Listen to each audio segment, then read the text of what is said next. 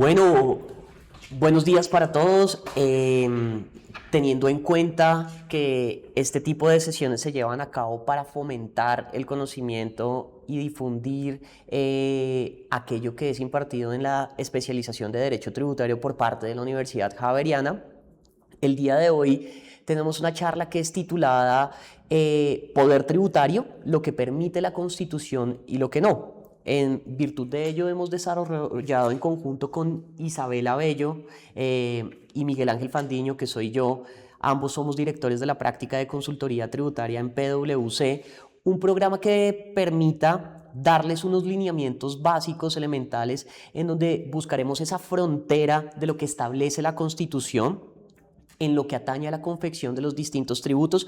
Estamos, creo que tal vez en una época en la que es de suma relevancia conocer cuáles son esos límites y cuáles son las facultades para la creación de los instrumentos de naturaleza fiscal, entendiendo que estamos en etapa electoral, con lo cual también es importante ver qué puede plantearse por parte del Ejecutivo, cuáles son las facultades que tiene y cuáles son los asuntos que están reservados exclusivamente para efectos del Congreso, y que podamos irlos discutiendo uno a uno en conjunto con Isabela para abordar a profundidad esta temática.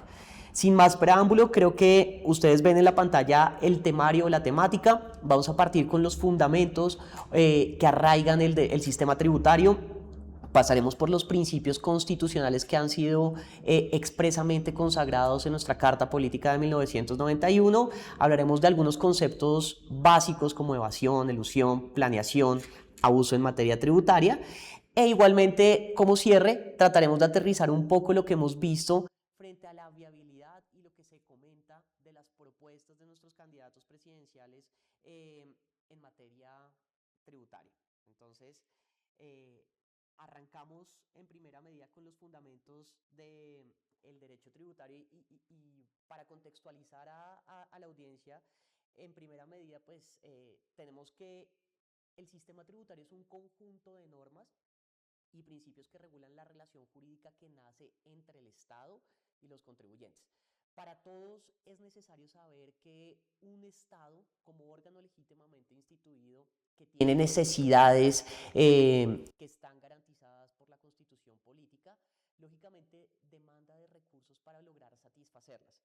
En virtud de ello es que nace una serie de elementos que históricamente, no solo en Colombia, sino a nivel general, lo vemos en todo nuestro globo, que se han confeccionado instrumentos que permiten dotar a los estados de recursos económicos para poder cumplir con esos fines esenciales del Estado, con las políticas y con los derechos que consagra la Constitución política. Entonces, aquí es importante que ustedes tengan claro que tiene un objetivo principal arraigado en la intención de generar ingresos, y que dependiendo del tipo de ingresos y del tipo de sujetos y de las necesidades específicas, dentro del género especial de los tributos se encuentran unas especies con características particulares que han sido configuradas como son los impuestos, las tasas y las contribuciones. Entonces, la Carta Política y la jurisprudencia constitucional, e incluso desde antes con la jurisprudencia de la Corte Suprema de Justicia, ha definido las características particulares que contiene cada una de estas especies para que el legislador identifique con certeza cuál es el instrumento fiscal adecuado en la consecución de esos recursos.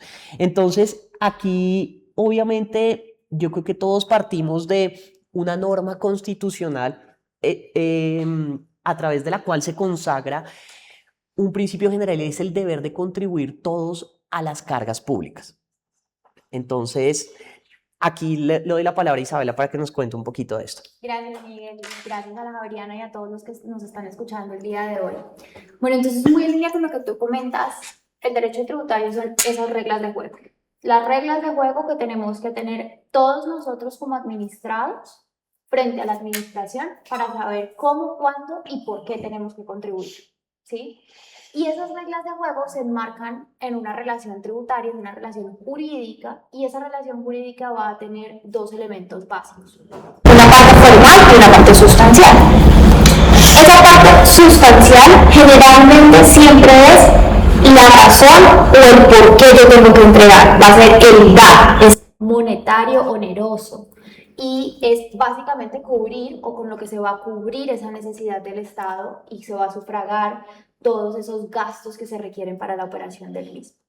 Y por el otro lado vamos a tener la parte formal. Esa parte formal va a ser el camino a través del cual yo voy a cumplir con mi obligación sustancial. Ambas, tanto la obligación sustancial como la obligación formal, tienen la misma importancia y tienen que ser regidas por los mismos principios constitucionales que vamos a ver ahorita más a detalle. No se puede separar una de la otra. Yo no puedo sustancia en lo que me están cobrando está ok, pero el procedimiento no, tienen que ir de la mano, ambas tienen que regirse por esos principios constitucionales que, como tú mencionas, pues vamos a entrar en detalle más adelante. Entonces, aquí el primer punto clave que tenemos que considerar todos, y que creo que es la base de todo el derecho tributario en general, es: tenemos que contribuir, sí, pero contribuir con unas reglas claras, contribuir con unos principios, y eso es la base de nuestro Estado de Derecho. Y yo creo que eso viene muy afín al contexto que hemos sufrido en los últimos años, donde hemos visto que, y más adelante lo vamos a tocar, en virtud de estados de excepción, se han creado distintas disposiciones de naturaleza tributaria que irrumpen en algunos casos en la seguridad jurídica que demandan los contribuyentes, en la confección necesaria de políticas que sean claras y que tengan vocación de permanencia para atraer la inversión. Entonces creo que vamos acotando un poco el objetivo de esta charla, que nos permite ir delimitando cuáles son esos postulados o cuáles son esos lineamientos bajo los cuales, apoyados en lo que dice la Constitución, deberían de respetarse en el Estado colombiano para la construcción de una política y de un sistema tributario que corresponda con esos lineamientos que la Carta Política nos establece. Entonces, adelante, Isa. Entonces ahí digamos que esas reglas de juego se van a enmarcar en una pirámide que ustedes pueden ver ahí en pantalla, cuya cúspide o cuyo marco central va a ser nuestra Constitución Política. Y a partir de esa Constitución Política vamos a ir viendo que tenemos normas de un rango inferior que van a ir construyendo todas esas reglas, van a ir construyendo todo ese marco, todo ese sustento a través del cual se están cumpliendo con las obligaciones tributarias. Entonces vamos a tener la Constitución Política como nuestro punto de partida, debajo vamos a ver los convenios internacionales, y aquí es importante que tengamos en cuenta que los convenios son un límite a las potestades tributarias, o sea, los convenios son una decisión voluntaria que toma el Estado de ceder unas capacidades tributarias que tiene, de generar unas reglas de juego diferentes en función de un organismo multilateral o de una relación bilateral que pueda poner otro Estado. Pero son límites a lo que ya está por dentro. ¿Por dentro de qué? De la ley. Ley que, como tú mencionas, pues digamos que la regla general, y lo veremos más a detalle adelante, implica que tiene que venir desde nuestro Congreso, ¿sí? Y aquí ven un asterisquito y es, claro, nuestra misma Constitución nos dice, ok, regla general, las leyes tributarias vienen por el Congreso, pero contempla una excepción, que es lo que llamamos decretos ley, que seguramente los han oído en los últimos años, y sobre todo en el último año, muy fuertemente, porque son una situación excepcional que permite saltarse ese paso por el Congreso. Tendremos luego los decretos reglamentarios, que, como su nombre lo indica, son reglamentos, no son normas de carácter sustancial, van a ser ese paso a paso que permite que una ley se vuelva aplicable, pero que no puede traernos consideraciones, requisitos, nuevas cosas adicionales a lo que la norma trae ya per se. Si lo hiciera, o sea, si ese decreto reglamentario me trae un elemento adicional, un requisito adicional que la norma no estaba contemplando, entonces ese decreto ley va a gozar o va a tener un vicio de legalidad, y es que va a sobrepasar la capacidad reglamentaria que tiene el Estado. Entonces, muy importante que sepamos, los decretos no crean normas, instrumentalizan normas, nos dicen cómo hacerlas aplicables. Las ordenanzas y los acuerdos, que realmente vienen de un órgano ejecutivo, porque es importante que tengamos en cuenta que tanto las asambleas departamentales como los consejos municipales hacen parte del Ejecutivo y que tienen unos poderes tributarios también un poco limitados, que entraremos a detallar más adelante. y de ahí vamos a encontrar nuestras fuentes auxiliares como pueden ser los conceptos de la DIAN, la doctrina, la jurisprudencia y demás, ¿sí? Entonces yo creo que aquí, y te paso la palabra, vamos a hablar ahorita un poquito de esa excepcionalidad en esta pirámide que representan esos decretos ley. Perfecto. Antes de hablar de los denominados estados de excepción, Isa nos hace un recuento sobre lo que comprende esa pirámide normativa, pero también es importante que tengamos en cuenta que hay distintos tributos que pueden ser de orden nacional, departamental y municipal. En todos siempre debe ser la ley la fuente creadora de la obligación tributaria. Lógicamente los municipios y departamentos pueden ejercer potestades tributarias, pero están supeditadas a lo que la ley establece. Ellos no tienen un poder ex novo, es decir, no pueden crear tributos de forma autónoma, sino que depende de lo que la ley establezca y les permita incorporar en su ordenamiento jurídico local. Y frente a eso también hay varios pronunciamientos, tanto del Consejo de Estado como de la Corte Constitucional, donde se interpreta ese artículo 338 de la Constitución Política para dar esos lineamientos que son necesarios de comprender frente a qué pueden hacer las entidades territoriales y qué no pueden hacer. Entendiendo esto, tenemos que la regla general de la iniciativa legislativa, cuando estamos hablando en materia tributaria, especialmente cuando se trata de la creación de beneficios, debe partir de proposición por parte del gobierno nacional. Entonces, por eso es que ustedes siempre encuentran que cuando hay un cambio de gobierno, usualmente está acompañado ese cambio de gobierno con un paquete de medidas tributarias que son propuestas por el Ministerio de Hacienda, que representa al presidente de la República, porque es un requisito necesario para la formulación y postulación de este tipo de medidas a que sean discutidas en el Congreso de la República. Entonces, muy importante que ustedes tengan en consideración que estas medidas, si no son validadas o si no cuentan con el aval del gobierno nacional, no podrán tener un trámite legislativo que culmine de forma satisfactoria, porque este es uno de los requisitos. A veces encontramos que hay proposiciones legislativas que son propuestas por un grupo de congresistas, pero que en el curso del trámite de la norma, ustedes van a darse cuenta que el gobierno les da el aval. O también que en el curso del trámite, pese a que haya cumplido con todas las discusiones ante el Congreso, por no contar con el aval se archivan los proyectos. Les pongo un ejemplo y es la intención que existió hace un tiempo de crear los días sin IVA nuevamente, pero como nunca tuvo el aval del gobierno actual, pues este proyecto se archivó, pese a que llegó a todas sus discusiones ante el Congreso de la República. Para que así entendamos que esto también ayuda a ejercer los pesos y contrapesos. Si pensáramos que solo el Congreso pudiese crear las disposiciones de contenido tributario, seguramente nos llevaría a un ámbito muy político que desatienda la necesidad de evaluar el impacto fiscal y de las finanzas del Estado. Por eso la Constitución impone ese deber de controlar a través de que cuente con el aval del gobierno este tipo de medidas. Entendiendo esto como premisa fundamental para la creación de disposiciones de orden tributario, también es importante que tengamos en cuenta, ya lo que Isabela nos daba paso para discutir, y es que hay unas facultades excepcionales que han sido previstas expresamente en la Constitución Política, bajo las cuales, recordemos que el presidente de la República expide actos administrativos, pero sus actos administrativos van a tener la categoría legal como si fuera una misma ley, o los efectos como si fuese una ley. Estos se denominan decretos legislativos y son expedidos durante los estados de excepción. Ustedes van a encontrar que existe una regulación expresa para los denominados estados de excepción.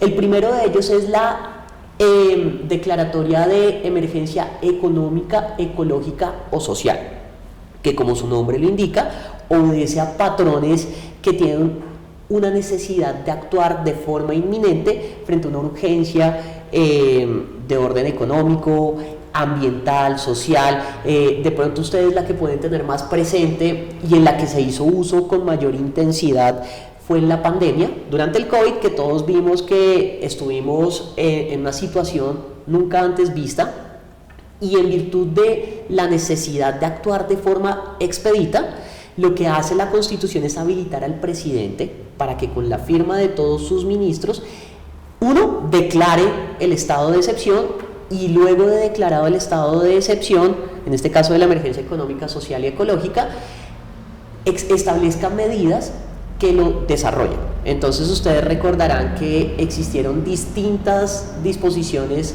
normativas que se expidieron durante el COVID, pero también ustedes pueden recordar que en este gobierno en el que estamos actualmente hemos tenido 4 estados de excepción que se han declarado.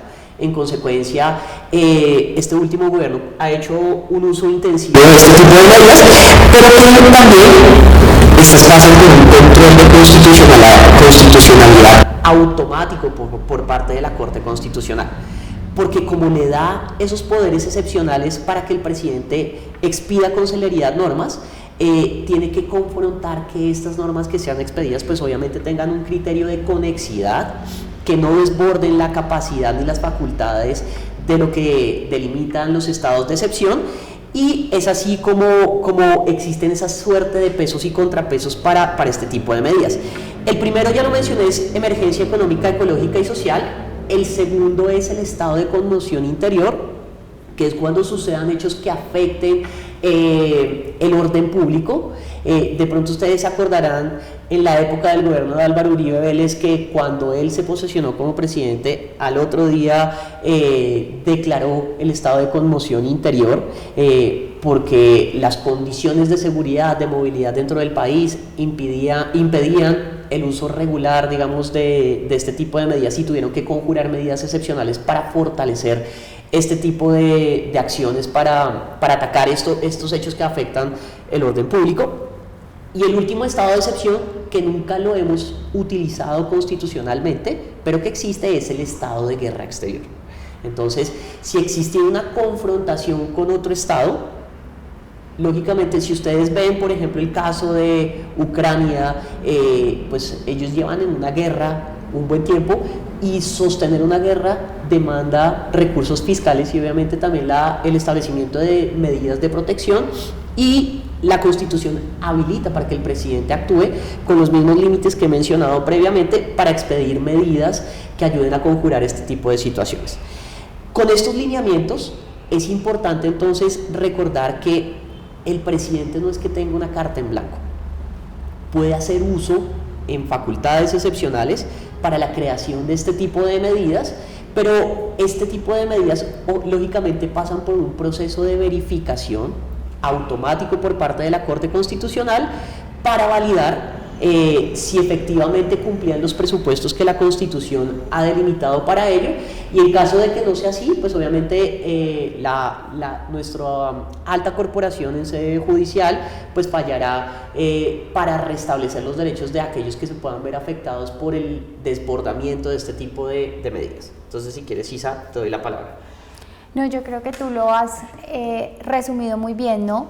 Ahí hay unos temas también formales que se tienen que cumplir en este tipo de medidas y a veces se pasan desapercibidos, ¿no? Entonces, ejemplo, estas medidas tienen que tener una relación directa y específica con la crisis que se está pretendiendo conjurar o que se está pretendiendo mitigar. Y un ejemplo de medidas tributarias que no estaban alineadas, y así la Corte lo dijo, es, tú mencionabas el COVID, Miguel, y recuerdan ustedes que en el COVID, claro, todo se suspendió, todo se paró, y una de las medidas que dieron fueron las devoluciones expeditas. Términos de devolución mucho más cortos, pasamos de nuestra regla general a 20 días, y esas medidas se habían dejado pues, pero claro, la emergencia se fue corriendo, y el gobierno y el Estado se dio cuenta que esas devoluciones estaban también asfixiando la caja del mismo Estado, y sacó otro decreto ley diciendo, ¿saben qué? No, las devoluciones expeditas van hasta tal fecha en junio. Cuando la Corte entró a mirar eso, le dijo, ¿y por qué junio? O sea, ¿cuál es esa relación que tiene acabar con la medida expedita en junio con la crisis? ¿Eso cómo ayuda a que la crisis no crezca más? ¿O eso cómo ayuda a que la crisis se detenga? Y evidentemente no se pudo explicar porque realmente era un tema más de caja del Estado, y se declaró la inconstitucionalidad de esa medida. Otro de los puntos que nos pide las medidas extraordinarias es que vengan con la firma de todos los ministros, ¿no? Y entonces uno dice, ah, bueno, pero pues es algo muy evidente. Pues no, no es tan evidente, ¿no? Hemos tenido decretos también en época del COVID que se declararon inconstitucionales porque no fueron firmados por la totalidad de los ministros. Y hoy tenemos un debate todavía no resuelto sobre medidas extraordinarias tomadas en el actual gobierno porque firmaron ministros encargados o ministros que todavía no estaban realmente posesionados. Habrá que ver cómo la Corte finalmente lo resuelve. Pero digamos que aquí la invitación es: hoy tenemos un estado de emergencia con unas medidas que impactaron. Todos tienen en cuenta el famoso impuesto al patrimonio temporal 2026 que se tuvo que liquidar en los meses anteriores y frente al cual seguimos esperando una decisión por parte de la Corte. Ese decreto 150-2026 hoy está en estudio y digamos que la expectativa que se tiene es que la Corte pueda tomar una decisión en las próximas 2 semanas. Y eso pues mueve el panorama y nos hará entrar a ver también cómo la Corte entra a hacer ese balance entre, ok, hay una situación de emergencia, en este caso habrá que ver si realmente fue una emergencia, en los temas climáticos en el norte del país al inicio del año, las inundaciones y demás, en los que se evaluará si realmente la crisis climática era imprevisible, si realmente no habían herramientas dentro del giro ordinario, porque como tú lo mencionabas, esto es excepcional, o sea, es como lo último a lo que yo debería llegar. Y a partir de ahí pues también nos dirá si el estado de emergencia es válido y por ende las medidas tributarias o no, ¿sí? Porque también, y creo que eso es algo importante que tenemos que tener todos en cuenta, estado de emergencia no es igual a nuevos impuestos, ¿sí? Quizás muchas veces pensamos, hay un estado de emergencia, entonces automáticamente viene un nuevo impuesto, y eso no es necesariamente lo que debe suceder. Los estados de emergencia no son solo para buscar un recaudo o unas medidas tributarias. Eso puede ser una necesidad que surja, pero esa no es la razón o el fundamento de un estado de emergencia. Y hemos tenido otros estados de emergencia climáticos en otros gobiernos en los cuales no se tomaron medidas tributarias para aumentar el recaudo, ¿sí? El COVID también es un gran ejemplo. Dentro del COVID sí se tomaron medidas tributarias, pero para efectos de recaudo solo hubo una que luego se declaró inconstitucional, que fue el impuesto que se le puso a los servidores públicos o a los trabajadores públicos, y que finalmente se declaró inconstitucional. De resto, todas las medidas eran propender por exclusiones, devoluciones automáticas, todo un mecanismo, pero ninguna buscaba un recaudo adicional. Entonces, también tengamos en cuenta, estado de emergencia no necesariamente debe significar nuevos impuestos, aunque estemos acostumbrados que en el último año parecieran ser un símil, ¿no? Bueno, y con eso yo creo que podemos entrar en nuestro segundo tema, y es un poco conversar ya de, ok, y esas reglas de juego, esas normas tributarias, tanto en el marco ordinario, llamémoslo así, en las reglas generales, como en estos decretos ley, ¿por qué se deben regir? Esa sustancia, ¿cuáles son esos principios que la norma nos indica? Y ahí digamos que vamos a enfocarnos hoy en conversar sobre 4 principios en general. Un principio de capacidad contributiva o equidad vertical, un principio de legalidad, un principio de favorabilidad y un principio de retroactividad, ¿sí? Vamos a tratar estos 4 como pilares, sin perjuicio obviamente de que en la Constitución podemos encontrar principios derivados de ellos que pueden ser mucho más específicos en otros temas, ¿no? Y ahí pues digamos que arrancando con el principio de capacidad contributiva y equidad, nos vamos a referir al artículo 363 de la Constitución Política, que nos hace referencia a la necesidad de que todos aportemos, ¿sí?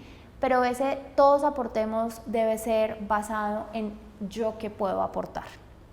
Las situaciones que tenemos todos los administrados son totalmente diferentes en función de nuestra situación particular, nuestras cargas económicas, nuestras necesidades. Y ahí es donde la capacidad contributiva se vuelve un elemento clave para poder medir cómo cada uno de nosotros puede o debe sufragar esas cargas que tiene el Estado. Hay una figura muy común cuando uno habla de equidad, y es cuando uno ve que hay una baranda y 3 niños parados detrás de la baranda, pero cada uno con alturas muy diferentes, y entonces, pues sí, todos están en la misma baranda, pero solamente el que es alto puede ver, y a los otros, si no les ponemos un butaquito, de pronto no llegan. Yo creo que esa es una linda imagen para ilustrar un poco qué es ese concepto de equidad, y es: cada uno debe estar en una situación particular y a iguales, en situaciones iguales, cargas iguales, a personas diferentes, cargas diferentes. Entonces, ese tratamiento diferencial que trae la norma tiene que darse no porque el legislador así lo quiso, o sea, no puede ser una diferencia basada en un criterio irrazonable, en un criterio de preferencia. Yo no podría salir a decir: es que a mí me gusta el color rosado, entonces todos los que tengan camiseta rosada no van a pagar impuesto de renta, pero aquellos que tengan una camisa azul sí. No, tiene que ser un criterio que esté basado en una situación que sea objetiva y que esa objetividad se pueda medir en un criterio razonable económico. Y ahí un tema que a mí me gusta mucho como mencionar es: en Colombia tuvimos un impuesto a los solteros, ¿no? Y entonces uno se preguntaría si ese impuesto a los solteros realmente tenía que ver o no con la capacidad contributiva. Todo hombre soltero mayor de 35 años tenía un impuesto a liquidar en su momento. Y claro, en ese momento, estamos hablando de hace más ya de 40, 50 años, al legislador le parecía que esa persona tenía mayor capacidad contributiva, porque quizás eran los hombres los que se encargaban exclusivamente de los temas económicos en el hogar. Pero ¿será que de pronto ese concepto de capacidad contributiva también puede ser evolutivo en el tiempo? O sea, ¿cómo lo verías tú hoy trayendo ese ejemplo del impuesto a los solteros? Sí, yo creo que sin lugar a dudas los elementos indicativos de capacidad de pago tienen que ser revisados, además que el sistema tributario es sumamente dinámico, ¿no? Si nosotros nos ponemos a ver en el pasado quiénes eran los más ricos, hace 50, 100 años, seguramente encontrábamos que eran quienes acumulaban la mayor extensión de tierras, ¿no? Porque la mayor manifestación de riqueza era evaluada en función de cuántas propiedades físicas personas más ricas. Ustedes van a encontrar que vemos que son personas que posiblemente su mayor riqueza sean activos intangibles, marcas, patentes, etcétera. Entonces, ese criterio de capacidad contributiva es algo que tiene que ir evolucionando en función de la forma en la que la economía también va desarrollándose. Hoy en día estamos en una economía digitalizada, criptoactivos, bueno, todo el día escuchamos parámetros y palabras que pueden ser novedosas, y esos elementos tienen que trasladarse a los sistemas fiscales para que puedan ser grabadas las manifestaciones de riqueza conforme a la actualidad. Entonces, ese es un punto elemental, y yo creo que ahí, Isabela, también deberíamos poner sobre la mesa otro elemento, y es la capacidad contributiva, cómo la vemos en Colombia. Específicamente quiero referirme a dos aspectos. Uno, hoy en día las tarifas de impuesto de renta para personas jurídicas tienen una tarifa plana del 35%, y posiblemente una compañía pequeña de bajos ingresos que el Estado lleve de utilidad una tarifa del 35%, que es la más alta de los países OCDE, pues seguramente significa el trasladar una porción muy importante de sus recursos, y le impide un crecimiento de pronto para que genere un mayor potencial desarrollo a escala. Ese es un elemento que hay que poner sobre la mesa en función de este principio. Y el otro, extrapolándolo también al caso de las personas naturales, también es importante pensar que es diferente ser declarante a ser contribuyente. Hoy en día, en nuestro país, es declarante una persona cuyos ingresos pueden oscilar entre los 3.5 millones a 4 millones de pesos, pero eso no significa que pague impuesto de renta.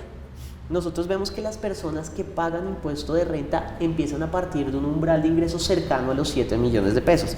Entonces, hay un tema que hay que poner sobre la mesa y que obviamente tiene un impacto político que puede ser significativo, y es ¿Será que las personas deben empezar a tributar a partir de umbrales más bajos de ingresos?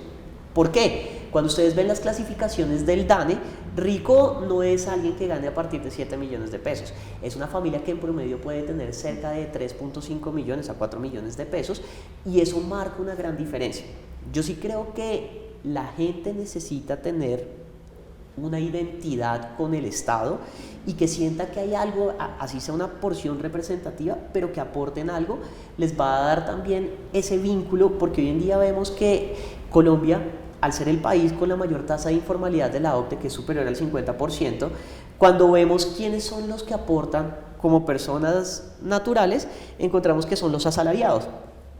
Al asalariado es muy fácil fiscalizarlo, es muy fácil que tribute, se le retiene mensualmente con los pagos que efectúa, pero al independiente no lo controlamos de la misma forma o con la misma rigidez que se hace con el asalariado. Entonces creo que hay que replantear umbrales a partir de los cuales empieza a ser contribuyente, y también pues empezar a corregir ciertas asimetrías en función de las actividades económicas. No sé si quieras complementar algo ahí, Isa. Sí, bueno, frente al concepto de capacidad contributiva que tú mencionas, yo creo que, digamos que hay como dos grandes grupos de impuestos que se pueden dividir, ¿no? Uno son aquellos que están en función de una renta líquida, como la renta, básicamente, que es una utilidad, o sea, yo tributo en función de lo que me gano. Lo que me gano un asterisco, como tú lo mencionas, pues los asalariados, lo que se ganan casi todo se presume que es una utilidad, pero esa es otra discusión. Y de ahí es que mi capacidad contributiva se mide en función de lo que voy ganando. Pero tenemos otros tipos de impuestos, como los impuestos indirectos, hablemos del IVA o el impuesto al consumo, en los cuales realmente todos liquidamos en principio el mismo impuesto. O sea, si yo me gano 100 pesos, si otra persona se gana 1000 y vamos y compramos unos zapatos, pues ambos vamos a pagar el 19% de IVA, ¿sí? A nadie le preguntan en la tienda, oye, ¿tú cuánto te ganas? No, yo me gano 100, entonces, bueno, te cobro más o menos IVA. Y ahí siempre ha habido una discusión sobre si este tipo de impuestos en realidad consultan la capacidad contributiva. La Corte lo ha saldado de una manera, a mi parecer, un poco simplista, y es decir, pues que el que se gana 100 no se va a comprar los mismos zapatos que el que se gana 1000. Entonces la base sobre la cual se va a pagar ese IVA va a ser diferente, porque pues a mayor capacidad seguramente yo voy a gastar más y voy a consumir más, y por ende el IVA o el impuesto al consumo que se va a pagar sobre esos bienes va a ser mayor frente a una persona que tenga menores recursos. Y claro, eso puede funcionar muy bien con bienes, llamemos suntuarios, ¿no? Pero seguramente no funciona también con otro tipo de bienes que no son suntuarios, y ahí hay toda una discusión.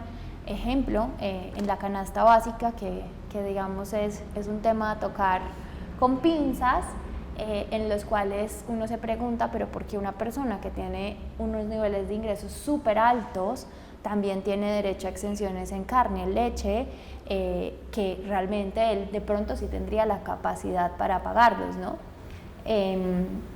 Pero pues, claro, ¿cómo haces tú esa diferenciación de ir al supermercado y cuál será la prueba? Yo creo que hay sistemas, ¿sí? Yo creo que si la DIAN tiene en línea mi declaración de renta y tiene mis ingresos, pues puede saber, pero lastimosamente eso también implica un tema de conciencia ciudadana que va atado con lo que tú mencionabas, de esa responsabilidad y ese sentimiento propio de me toca en el bolsillo, y entonces no faltará el que trate de manipular las cifras y demás, y eso hace que todo sea muy complicado en un sistema colombiano. Pero creo que la invitación que tú haces al final, más allá del tema de los umbrales, en el que quizás yo puedo diferir un poco, yo sí creo que 3,5 millones, 4 millones en Colombia no es una capacidad contributiva muy alta, y no, pues me parece adecuado que no liquiden renta.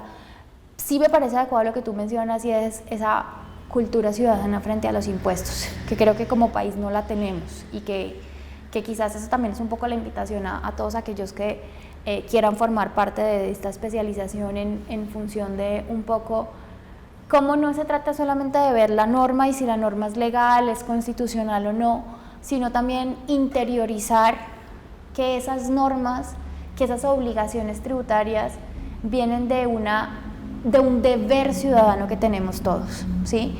dejar de ver a los impuestos como una carga, o sea, como un, ay, se lo van a robar, o como un, esto está mal escrito, o cómo le buscamos la vuelta a la norma, cómo no pagamos, sino también entender que, claro, hay unos límites, yo puedo hacer unas planeaciones tributarias válidas en el marco de la ley, pero siempre teniendo como principio rector que todos tenemos que contribuir y que todos tenemos que aportar nuestro granito de arena para que el país sea un mejor país, para que un país que tiene las necesidades como el nuestro, pues finalmente se puedan cubrir. Y claro, ahí seguramente al final tocaremos un poco como cada uno de los candidatos ve que se debe llegar a cumplir ese objetivo país. Hay otro tema que yo quiero tocar aquí en función del principio de capacidad contributiva y equidad, y es el tratamiento discriminatorio que puede establecer la ley, ¿sí? Nosotros hemos visto en las últimas reformas, no solo de este gobierno, sino de gobiernos anteriores, que hay ciertas actividades económicas que tienen una carga impositiva superior. Y eso también hay que verlo con un tamiz constitucional para ver si el tratamiento que la ley le da es equitativo o no. A simple vista, si pensamos, uno de los pilares del gobierno actual es, por ejemplo, el limitar las industrias extractivas, ¿no? Y esa limitación también la ejerce vía, bueno, en su momento existía la no deducibilidad de las regalías que la Corte declaró inconstitucional, pero también este tipo de actividades económicas liquidan unos puntos adicionales.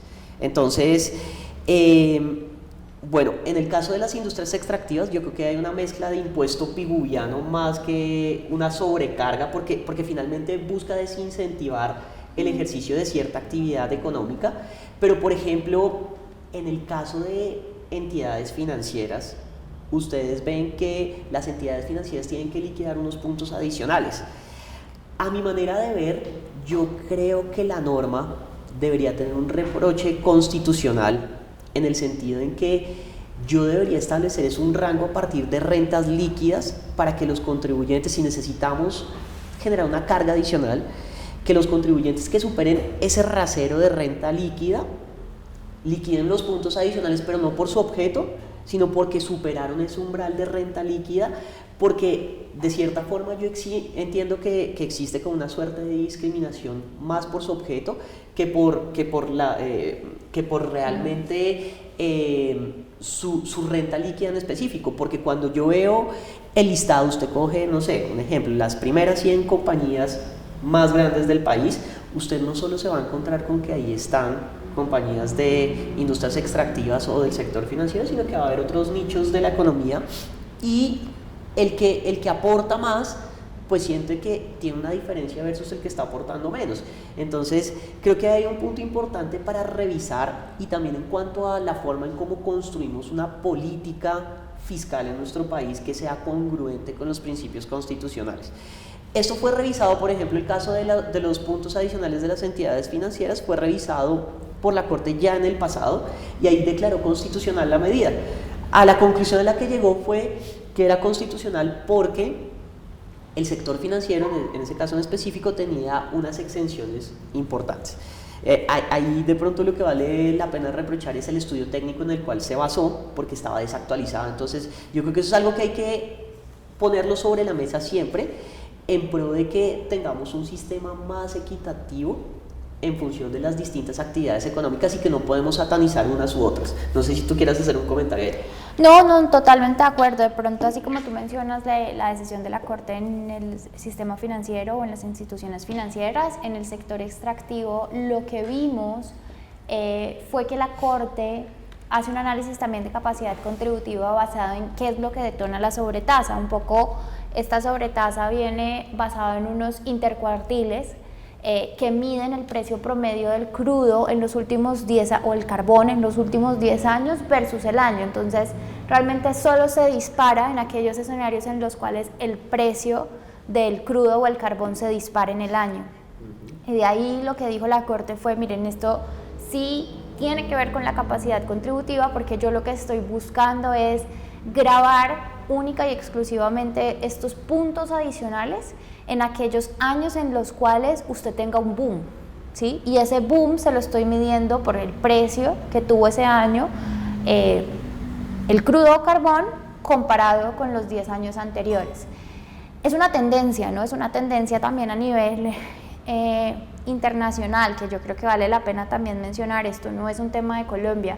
Ustedes pues sabrán que con producto de la guerra de Ucrania que tú mencionabas ahorita y en este momento la guerra y el cierre del estrecho de Hormuz, pues los commodities están disparados, y ese disparado del commodity ha hecho que no solo Colombia, muchos otros países estén buscando capturar esas ganancias extraordinarias que tiene el sector extractivo en este momento. Claro, también comparto contigo que obviamente, porque no es un secreto, así lo ha expresado el gobierno actual, pues sí hay una intención clara y precisa no solamente de capturar esa ganancia extraordinaria, sino también de un poco desincentivar el sector e ir apagándolo. Que ahí sí puede haber, y creo, una carga constitucional respecto a mí puede que no me guste una actividad, pero no por eso yo debería castigar esa actividad en relación a las otras actividades, ¿no? Que era un poco el ejemplo un poco absurdo que poníamos ahorita. No me gusta la gente que usa camisas azules, entonces a esa es a la que voy a grabar más. De acuerdo. Bueno, y ahí podemos pasar a nuestro segundo principio para hablar el día de hoy, que es el concepto de irretroactividad, ¿no?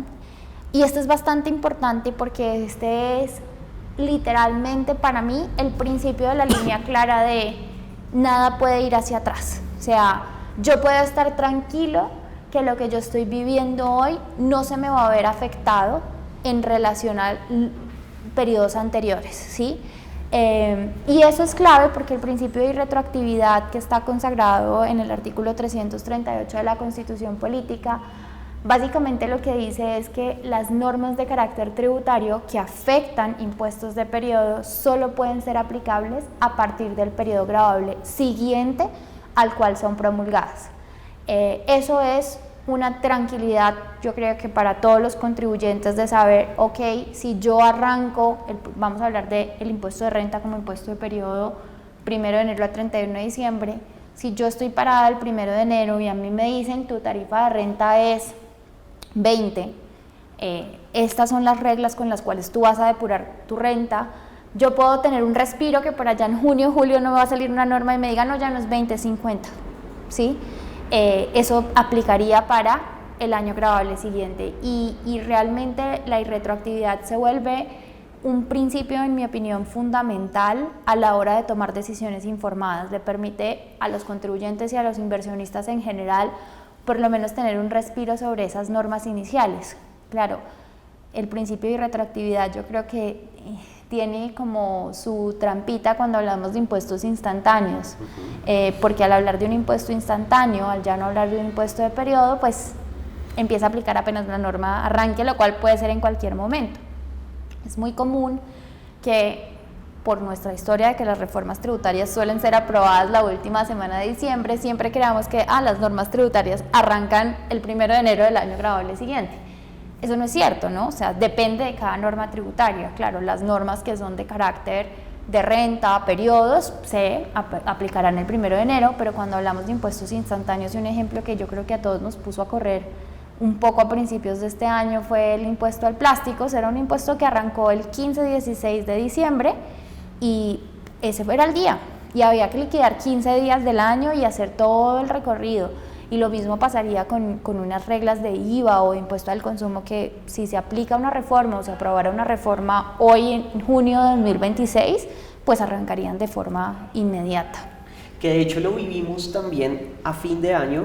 Si ustedes recuerdan, el gobierno, en uso de sus facultades de excepción, declaró la emergencia económica y social en diciembre y modificó el IVA y el impuesto al consumo sobre licores, ¿no? En plena época donde más consumo existe, y al ser un impuesto de causación instantánea, pues los cambios entraban a regir a partir del momento en que se modificaba la norma. Entonces se modificó obviamente con un criterio de temporalidad de esa norma, pero esa modificación pues tuvieron que los comercios rápidamente reajustar sus precios, porque obviamente si hay un mayor impuesto, al consumidor le llega con un precio superior en su adquisición, ¿no? Que es una característica muy dada para los impuestos al consumo. Y en virtud de eso, nosotros lo que tenemos que tener en consideración es que hay una camisa de fuerza, y es cuando estamos hablando de impuestos de periodo, seguridad jurídica sobre todo su periodo gravable. Mis reglas de juego se mantienen pese a que se hayan modificado durante todo el periodo gravable y entrarán a regirse a partir de la vigencia fiscal siguiente. Y cuando estamos hablando de impuestos de causación instantánea, es a partir del momento en que la ley indique que empieza a producir efectos. Es decir, aquí básicamente no se predica seguridad jurídica, es porque como no miro los hechos acaecidos durante un intervalo de tiempo, pues es única y exclusivamente el cambio produce efectos a partir del momento en que la ley lo indique. Hemos tenido casos, por ejemplo, como cuando subió la tarifa del IVA del 16 al 19, que fue como en un 28 de diciembre, como suelen suceder nuestras reformas, y la ley no se percató de establecer como una fecha especial para entrada en vigencia. Ahí tuvo que el gobierno en medio enmendar de una forma que no es muy legal, y es decir, oiga, damos una gabela para que remarquen sus productos en los establecimientos de comercio, y dio como un plazo para que así sucediera. Pero legalmente la norma podría cobrar vigor a partir del día en que fue promulgada la ley. Eso es bien importante.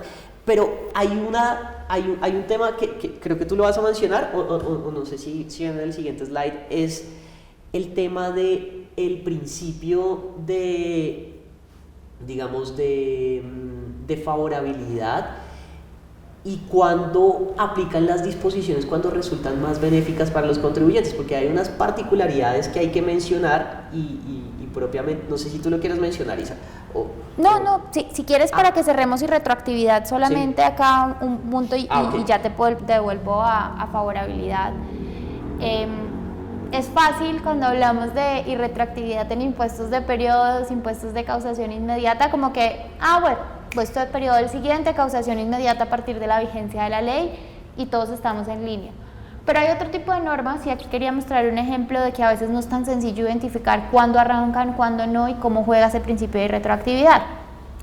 Aquí en pantalla ustedes están viendo la ley 383 del 97, que es la ley de beneficios fiscales concurrentes, que ya digamos que ha tenido algunas modificaciones a partir de las últimas reformas tributarias, pero esta ley es una ley que se promulgó en julio, ¿sí? Mitad de año.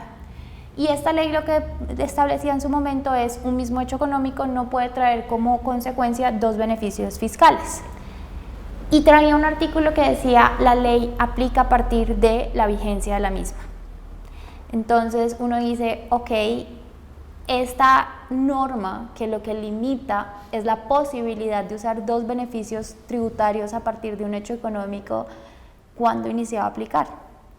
Y cuando la Corte entra y examina toda esta ley, dice, miren, la pregunta que uno tiene que hacerse de fondo es, ¿esta limitación qué está afectando?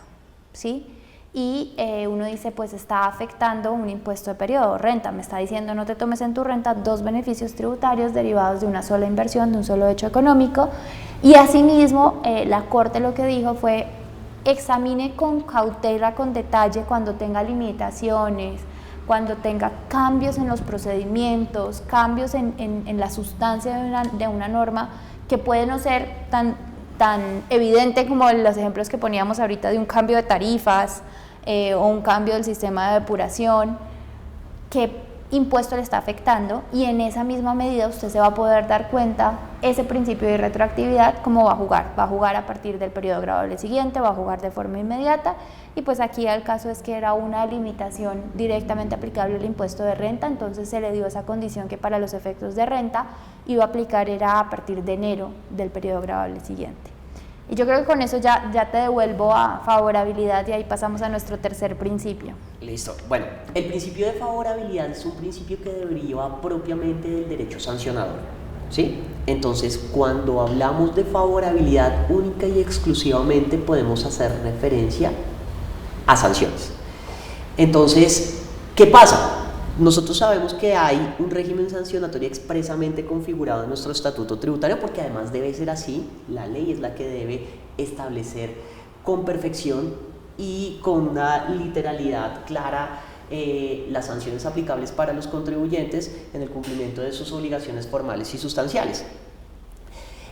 La favorabilidad, al ser propia del derecho sancionador, del derecho penal, pues lo que busca es que si mi conducta infractora hoy en día, a pesar de que haya acaecido en el pasado, hoy en día la norma se modifica y me impone una sanción o elimina la sanción, el principio de favorabilidad da una excepción a esa irretroactividad de las normas. Porque si mi conducta en el pasado fue juzgada conforme a las normas que existían en su momento, pero hoy en día esa conducta es modificada o es reducida la sanción, pues yo tengo derecho a aplicar la norma que me resulte más favorable. Entonces, importante que la precisión jurídica la utilicemos, que el principio de favorabilidad únicamente atañe a lo que tiene que ver con el régimen sancionatorio. Ahora, hay otro principio que es desarrollado y que tiene bastante discusión en materia tributaria, y es la aplicación inmediata de la ley cuando resulta más benéfica para los contribuyentes. Les voy a poner un escenario, de hecho es un escenario de la vida real. Yo no sé si ustedes se acuerdan la época en la que existía el impuesto sobre la renta y coexistía el CREE. Que el CREE se derogó el 28 de diciembre. Entonces habían algunos que sostenían, oiga, como al cierre del año ya no existía el impuesto sobre la renta para la equidad CREE porque lo derogó expresamente la ley 1819 del 2016, pues yo no tengo que pagarlo. ¿Y en virtud de qué? En virtud de la aplicación de este principio de aplicación inmediata de la ley cuando resulte más benéfica para los contribuyentes. Esto es un tema que tiene discusión jurisprudencial. Ustedes encuentran jurisprudencia tanto del Consejo de Estado como de la Corte Constitucional, a través de la cual ustedes identifican que la posición no es pacífica. Hemos tenido casos en los cuales la Corte ha sido protectora del contribuyente, en el cual dice, mire, sí, esto podría tener esta cabida, porque el contribuyente es la parte débil de la relación Estado-contribuyente, y ese principio de retroactividad es una garantía, pero para salvaguardar, digamos, la relación que existe entre el Estado y el contribuyente cuando su carga tributaria, digamos, se ve aumentada. Pero si su carga tributaria se ve reducida, esa garantía deja de operar y debería darse prelación o debería de primar la aplicación más benéfica de la norma que resulte para el contribuyente. Pero ustedes también encuentran otras sentencias, y además, como esto es un tema que ha pasado por varios magistrados, varias cortes, entonces ustedes encuentran que la posición no es uniforme. Y ahí la Corte dice, en otro fallo, dice, oiga, mire, es que esa garantía es una garantía en doble vía, porque el Estado también tiene que tener certeza y seguridad jurídica sobre cuáles son los recursos sobre los cuales puede recaer. Entonces, eso debería también entenderse que aplica, o que cualquier cambio que va en detrimento de las finanzas públicas aplique a partir de la vigencia fiscal siguiente. No es un tema pacífico, hay un tema o un campo amplio de argumentación aquí, pero pues es válido que ustedes conozcan esas discusiones y que seguramente van a profundizar en la clase de Derecho Constitucional Tributario en la especialización. De acuerdo. Y ahí yo creo que llegamos a nuestro último principio, que es el principio de legalidad tributaria, que lo hemos conversado un poco cuando hablamos de nuestra pirámide normativa, cuando hablamos de los decretos ley. Este principio de legalidad tributaria pues arranca, tiene un tema histórico de la Revolución Norteamericana a partir de una frase muy popular que es el no hay impuestos sin representación, en inglés no taxation without representation, y básicamente todo esto surge porque cuando Estados Unidos era colonia británica se imponía una gran carga a la importación del té, ¿sí? Y los colonos norteamericanos, un día cansados de pagar impuestos a la importación del té, llega un barco cargado a Boston y ante la negativa de pagar los impuestos deciden más bien tirar todo el cargamento del té, y es uno de los fundamentos y los principios por los cuales arranca la Revolución Norteamericana. Y a partir de ese principio de no hay impuestos sin representación se han construido, yo diría que casi todas las constituciones políticas americanas, Norte, Centroamérica y Suramérica, y la nuestra no es una excepción. estableciendo que esas normas de carácter tributario tienen que salir de una representación del pueblo, ¿sí? Y esa representación del pueblo se enmarca en el Congreso de la República, específicamente en la Cámara de Representantes, por una razón un poco que, digamos, puedo debatir hoy en día ya desde el contexto político, pero es que, como ustedes saben, pues los representantes son aquellos que se escogen de carácter departamental, es decir, los que votamos aquí en Cundinamarca pues no serán los mismos que voten en Bolívar o en el Valle del Cauca o en Córdoba, mientras que los senadores sí tienen una jurisdicción de carácter nacional. Entonces, se presume que esos representantes son mucho más cercanos a nosotros, o sea, tienen una realidad mucho más clara, precisa con cada una de las regiones, y que de ahí pueden tener una representación un poco más directa de la que podría tener un senador, y por eso es la Cámara, específicamente la Comisión Cuarta, a partir de donde debe como surgir todas estas normas de carácter tributario. Y ese poder originario, llamémoslo así, que va a estar enmarcado en el Congreso de la República, pues es el que finalmente tiene que surgir unos debates legislativos, tiene que hacer distintos pasos entre Cámara y Senado para poder finalmente terminar en una ley de la República que sea contemplativa de materias tributarias. Pero ahí, y tú lo mencionabas al principio, siempre ha surgido una duda, y es que cuando uno mira el artículo constitucional arranca diciendo en tiempos de paz es el Congreso de la República, ¿sí? Que es lo que acabamos de hablar, pero no termina ahí, ¿no? Luego pone una coma y habla de las asambleas departamentales y los consejos municipales. Entonces se ha generado todo un debate constitucional sobre si las asambleas departamentales y los consejos municipales tienen realmente ese poder tributario, tienen la capacidad de crear normas de carácter tributario. O sea, si podemos pensar que el Consejo de Bogotá podría inventarse un impuesto a llevar el pelo por debajo de la cintura, o podría inventarse nuevamente revivir el impuesto a los solteros, o si realmente eso solo lo puede hacer en el marco de que una ley se lo entregue, o sea, de que una ley le diga lo faculto a usted Consejo, lo faculto a usted Asamblea, para que finalmente decida o no poner o incorporar dentro de su ordenanza, dentro de su acuerdo, un determinado impuesto. Entonces, si quieres ahí, no sé si nos cuentas un poquito de las posiciones. Sí, claro. Yo creo que en un principio la interpretación constitucional fue laxa de cómo los municipios empezaron a entender la forma en la que estaba redactada la Constitución, en donde creían que ellos tenían potestad tributaria para crear instrumentos propios y autónomos, acudiendo a esa referencia literal de que en el artículo 338 se consigna que tienen el poder de crear tributos las asambleas departamentales y los consejos municipales. No obstante, esto obviamente tuvo que ser interpretado constitucionalmente por parte de la Corte, y ahí se llegó, armonizándolo con las demás disposiciones de la Carta Política, a que ellos no tienen potestad ex novo de crear tributos, sino que esta está supeditada a una ley que contemple la creación de los mismos. Si la ley no crea, ellos no pueden hacerlo. Y eso da pie, tuvimos antecedentes, no sé, recuerdo en Manizales el impuesto a los teléfonos o otro tipo de tributos, o se trataron de crear muchos instrumentos fiscales en municipios donde pasaban oleoductos de compañías de entidades extractivas, etcétera, buscando capturar recursos, y obviamente un acuerdo municipal o una ordenanza departamental goza de presunción de legalidad, lo cual llevaba a los contribuyentes, pues que era una norma que se reputaba legal, y hasta tanto no fuera declarada nula por inconstitucional, pues producía efectos jurídicos, lo cual era bastante adverso para los contribuyentes. Por fortuna tuvimos una evolución jurisprudencial y hoy en día es pacífico.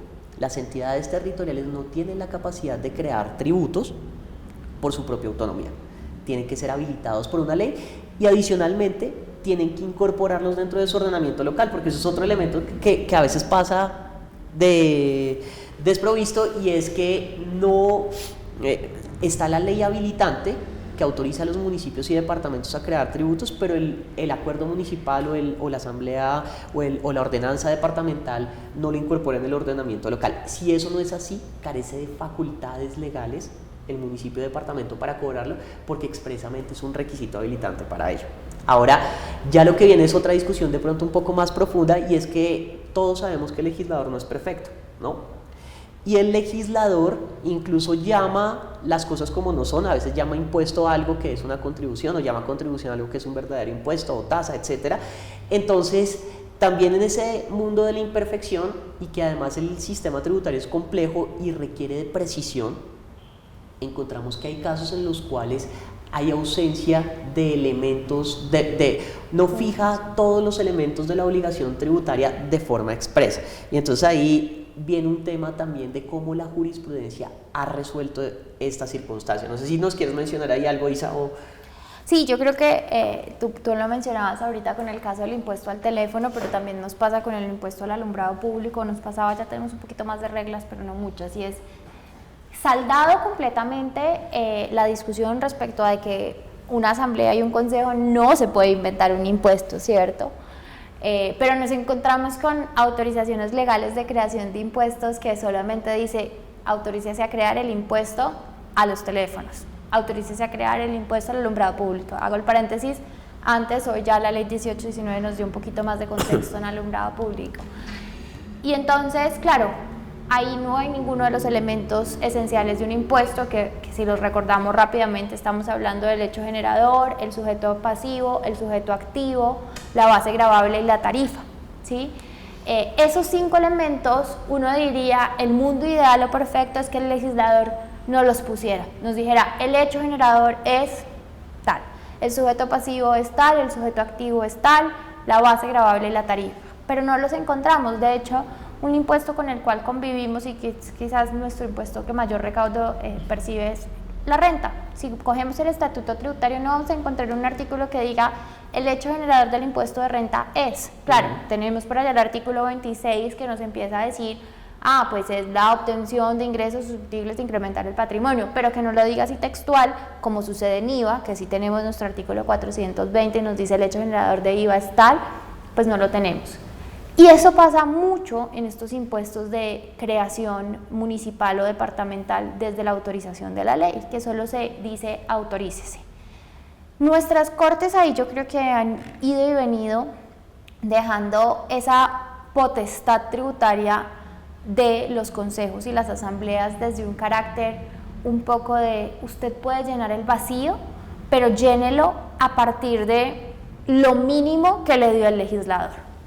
Y eso mínimo que le dio el legislador suena muy bonito, pero a veces se hace muy complejo, ¿sí? Entonces, claro, crece el impuesto a los teléfonos y uno dice: ¿y cuál es el hecho generador?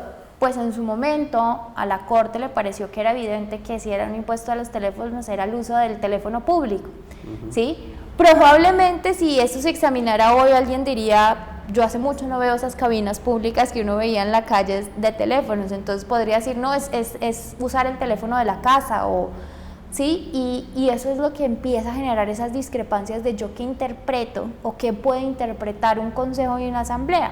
Entonces tenemos casos, por ejemplo, como en Jumbo, que en algún momento incluyeron el impuesto al alumbrado público y dijeron: el impuesto al alumbrado público es el hecho generador, ser usuario o usuario potencial del sistema de alumbrado público, pero dijeron: la base gravable es el impuesto de industria y comercio por una tarifa. Claro, cuando eso llega al Consejo de Estado, el Consejo de Estado dice: ¿cuál es la relación entre ser usuario o usuario potencial del concepto de alumbrado público y el impuesto de industria y comercio, que es obtener ingresos por actividades comerciales, industriales y de servicios? Como que no me suenan parecido.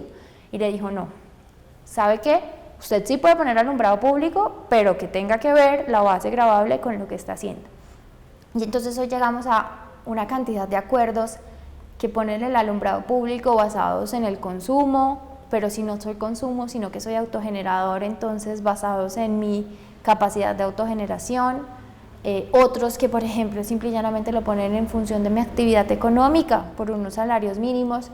Y claro, esa dispersión y esa laxitud de decirle a los consejos y a las asambleas: tranquilos, ustedes tienen esa libertad de crearlo, el límite es que se parezca, creo que se volvió un océano para los contribuyentes en un país con más de 1.100 municipios, en los cuales cada uno interpreta y cada uno observa lo que le parece vinculado al hecho generador de una forma diferente, y yo creo que ahí sí una invitación ojalá es que todas estas normas, y creo que se ha planteado desde el 2012 con la ley 1607 en la comisión de expertos, sí nos hace falta una reforma tributaria estructural a los impuestos de carácter departamental y municipal.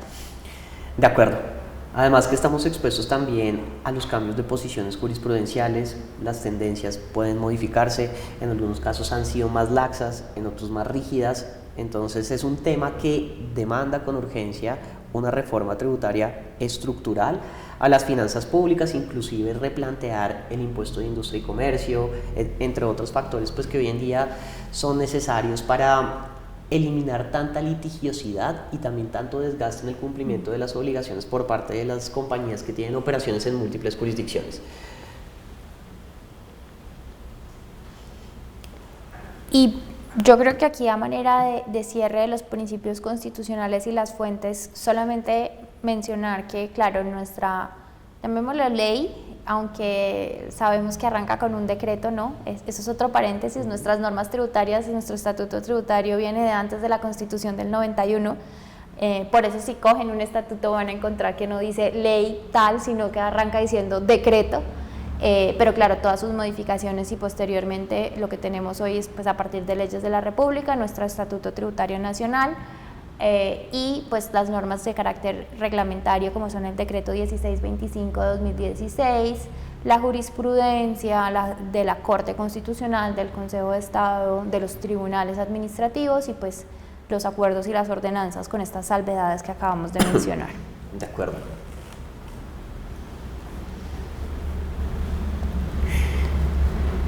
Y bueno, simplemente para darles un preámbulo de lo que debe y lo que no debe suceder en el caso de mi relación con el Estado, en mi calidad de contribuyente, en mi calidad como asesor tributario para quienes también se postulan a la especialización, es la diferenciación conceptual que existe entre evasión, elusión y abuso, porque a veces se suele pensar que solo una de ellas es, digamos, castigada directamente por la ley, que en este caso es la evasión, y la evasión pues obviamente es ir en contravía directa de lo que la misma establece.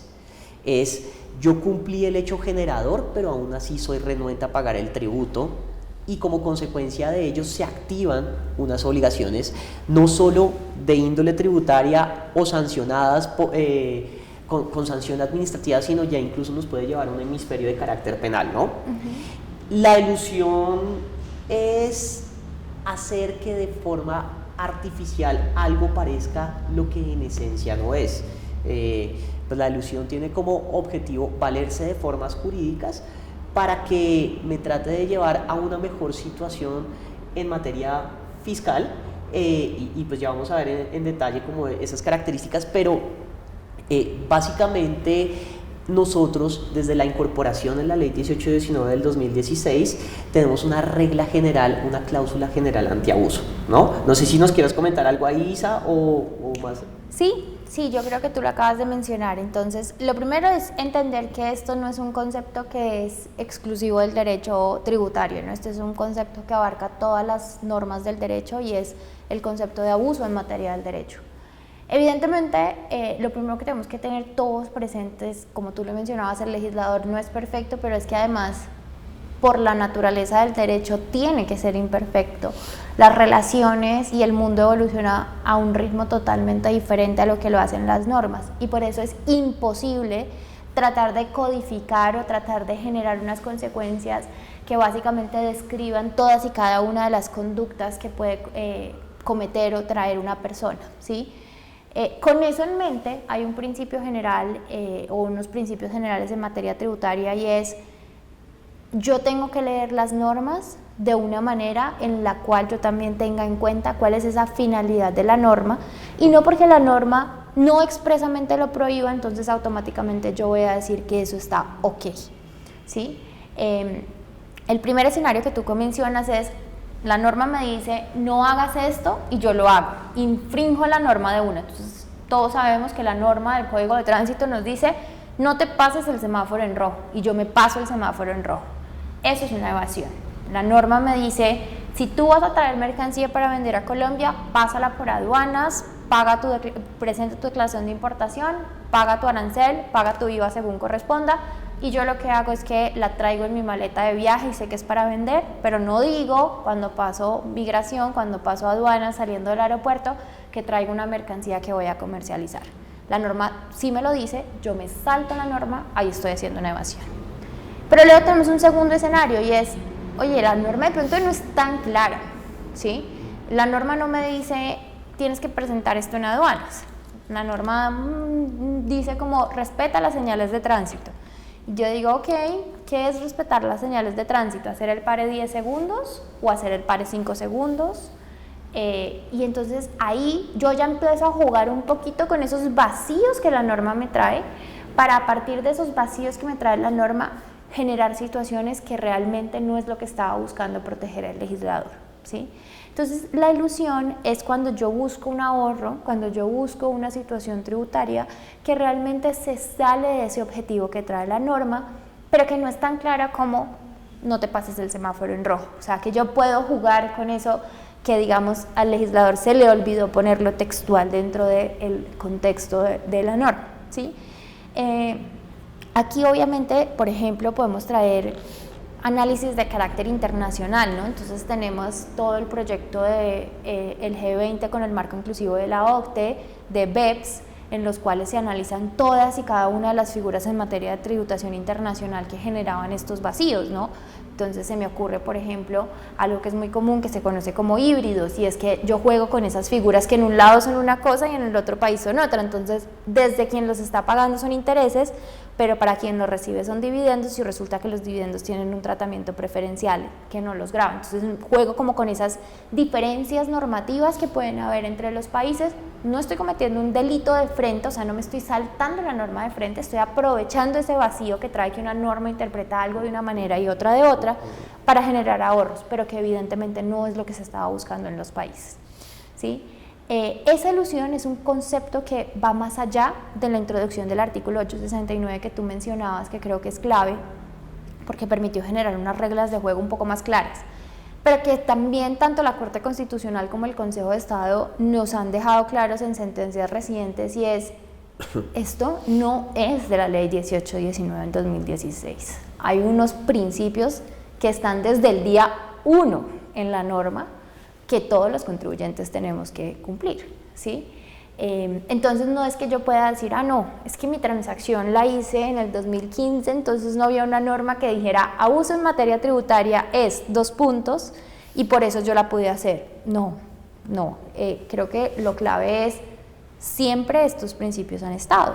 Las sentencias más recientes, por ejemplo, tenemos una del 2024 en la cual se analiza una compañía que creó otra compañía para aportar unas cuentas por cobrar justo en diciembre, evitando que se generara el impuesto al patrimonio sobre esas cuentas, digamos como diluyéndolo en distintas personas jurídicas al 1 de enero. Pero resulta que desde que la crearon sabían que era una SA y que ustedes saben, una SA requiere mínimo 5 accionistas y que no tenían los 5 accionistas, entonces entraba en causal de disolución automática.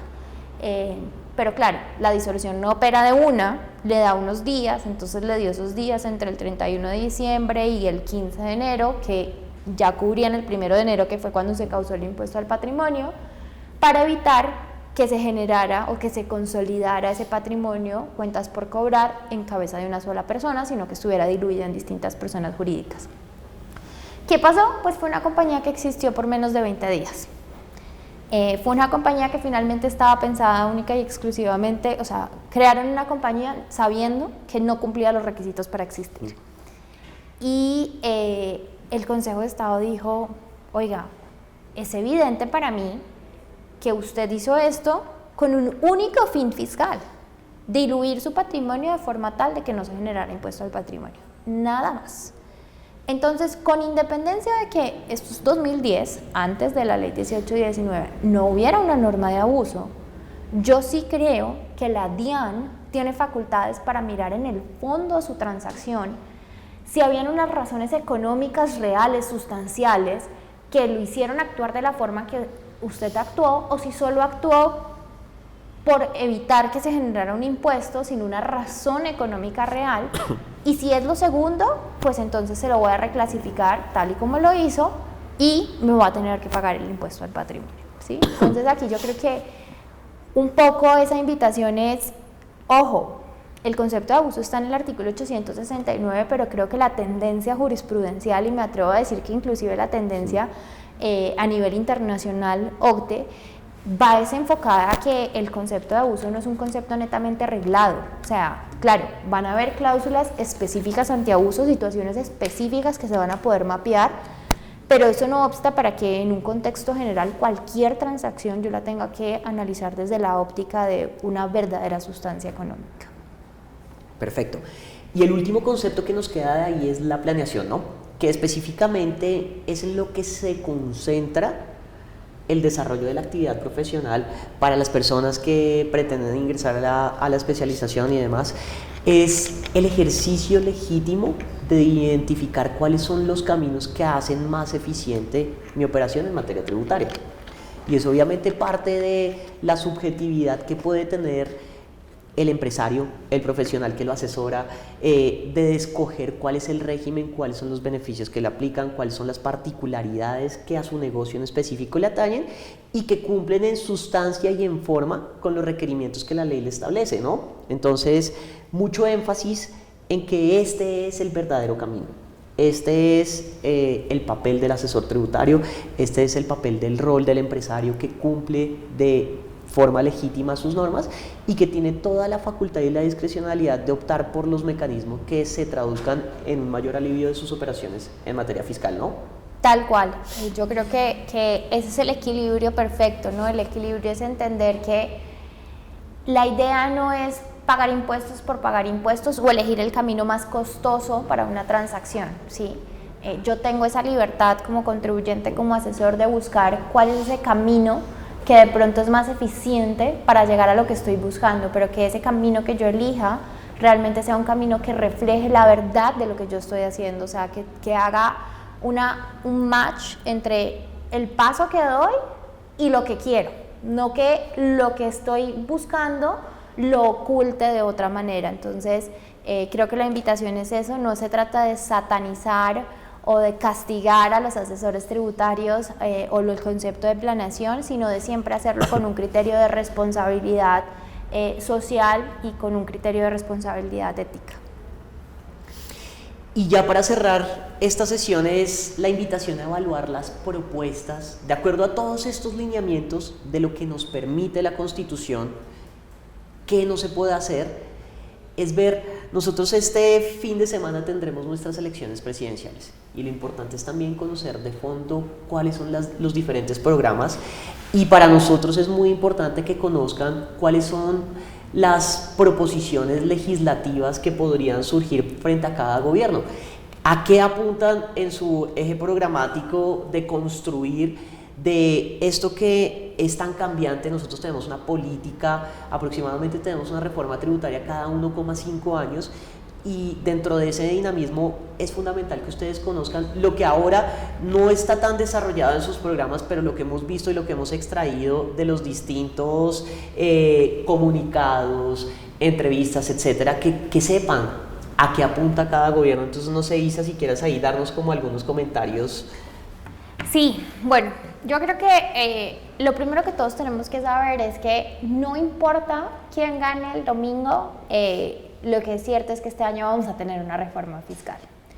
Las finanzas del país no están en su mejor momento. Cuando miramos el déficit primario, que es básicamente el que nos controla los ingresos de la nación versus el gasto, tú encuentras que de 2022 a 2024 el aumento del déficit primario es casi en gasto del 2.7%. Y cuando miras eso en comparación con el ingreso, encuentras que el ingreso solamente aumenta en un 0.1%. ¿Sí? Sí. Eso básicamente lo que te está diciendo es crecimos a un ritmo acelerado en gasto, mientras tuvimos unos ingresos fiscales totalmente estables. ¿Sí? Y pues evidentemente un aumento de 2.6% del PIB entre 4 años, pues tiene a las finanzas de la nación en una situación totalmente crítica. Eso ha llevado a que ambos candidatos reconozcan la situación y que ambos candidatos sepan que es necesario dentro de sus primeros días de gobierno presentar una reforma fiscal, presentar cambios macroeconómicos que les permitan solventar esta situación de crisis económica que hoy tenemos. Sin embargo, si bien sabemos que va a haber una reforma fiscal, lo que sí sabemos es que van a ser totalmente disímiles seguramente. Tienen dos aproximaciones completamente diferentes. Por un lado tenemos a Abelardo de la Espriella, que tiene una visión más en función de un recorte del gasto, o sea, digamos que sus propuestas, que han sido más que todo orales, porque cuando miras el plan de gobierno te encuentras que realmente no es que haya mucho detalle, pero cuando se expresa él o su candidato vicepresidencial en distintos medios, hacen mucho énfasis en un concepto de recorte del gasto. Inclusive en algún momento se llegó a hablar de un recorte del gasto administrativo casi de un 40%. Y a eso está enfocado. Mucho recorte del gasto, no se busca una ampliación de la base fiscal. Inclusive se han hablado propuestas como reducción de cargas impositivas para sectores que hoy están muy afectados, como son el sector extractivo y el sector financiero. Se ha hablado, por ejemplo, de que el concepto del impuesto al patrimonio no es un concepto que se permita o que se pretenda mantener dentro del panorama fiscal. Obviamente lo que es IVA, impuesto al consumo, no se va a tocar por ninguno de los dos candidatos.